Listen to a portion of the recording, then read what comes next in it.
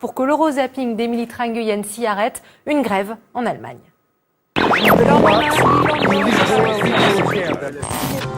Exceptionnel, une grève outre-Rhin.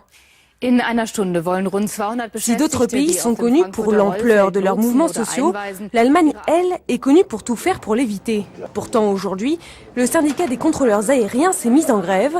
C'est à l'aéroport de Francfort, le plus grand du pays et le 3e d'Europe.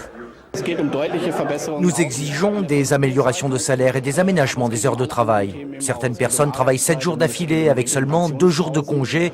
C'est irresponsable. Malgré le débrayage de 200 aiguilleurs du ciel, 50% du trafic est assuré. Attention, la grève se poursuit demain, à croire que l'Allemagne y prend goût. Un barbecue pour griller la crise, c'est en Grèce. Les années précédentes, ce barbecue, gratuit et annuel, c'était une fête bruyante pour prendre des forces avant le carême. Mais cette année, le barbecue a plus le goût de l'action caritative. Dans cette réalité difficile que nous vivons en ce moment, la ville d'Athènes voulait offrir à chacun un peu d'optimisme.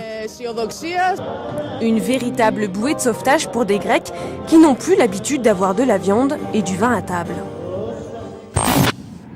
Un train disparaît et c'est la ville fantôme.